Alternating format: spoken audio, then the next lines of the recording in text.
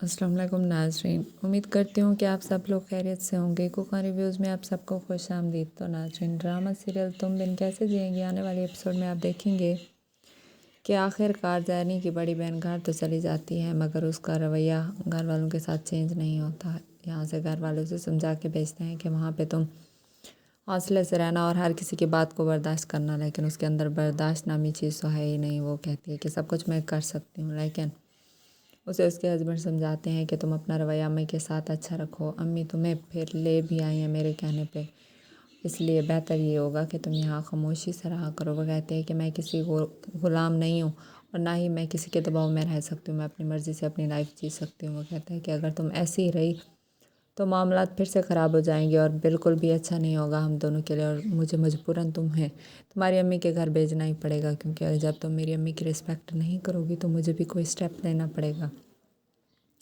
वो उसे समझाने की पूरी कोशिश करते हैं, लेकिन वो उनकी एक भी बात समझने को तैयार नहीं होते। इसी तरह से ज़ारा को अदील की वालदा अब बहुत ज़्यादा पसंद करने लगी हैं, क्योंकि अब वो जो जान चुके हैं कि ज़ारा ही है जो उन्हें इस घर का वारिस दे सकती है और अदील की जगह पे उनका पोता या पोती दे सकती है।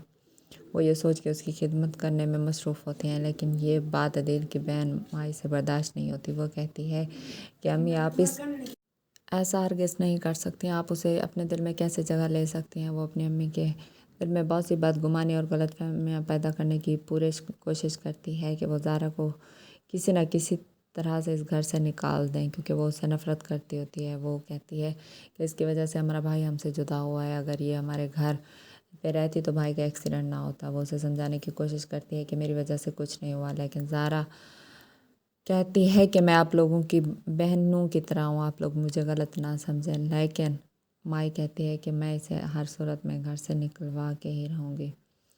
इसी तरह से जैनी को भी यकीन हो चुका होता है कि साथ सिर्फ़ और सिर्फ ज़ारा से मोहब्बत करता है और उसी से ही शादी करना चाहता था। वो अपना रिश्ता दाव पे लगा देती है और साथ को भी उससे नफ़रत होने लगती है कि ज़ारा मेरी सिर्फ़ और सिर्फ अच्छी दोस्त है, लेकिन ये है कि उसे गलत समझ रही है। इससे शादी करने का कोई फ़ायदा ही नहीं है, क्योंकि ये रिश्ते को गलत नाम दे रही है। तो वो उसे समझाने की पूरी कोशिश करता है, लेकिन वो उसकी एक बात भी नहीं सुनती। लेकिन अदील की बात भी उसे याद आती है और बाद में उसे ये भी याद आता है कि साद की बहन डॉली ने भी उसे समझाया कि तुम गलत कर रही हो, साद ऐसा लड़का नहीं है, वो तुमसे मोहब्बत करता है। तो उसे उसकी बातों पे यकीन होने लगता है। वो कहती है कि अब किसी न किसी तरीके से इस रिश्ते को ख़त्म होने से बचा लूँ, क्योंकि अब तो मैं साथ से ऐसी बातें कर चुकी हूँ कि साथ मुझसे शादी नहीं करेगा। वो अपनी गलती को मान लेती है और साथ से माफ़ी मांगने की पूरी कोशिश करती है। तो नाज़रीन, ये सब आप देखेंगे आने वाली एपिसोड में, और अगर अभी तक आपने मेरे चैनल को लाइक और सब्सक्राइब नहीं किया तो कर दें, ताकि तमाम मज़ीद आने वाली वीडियोज़ आप देख सकें। तब तक के लिए अल्लाह हाफ़िज़।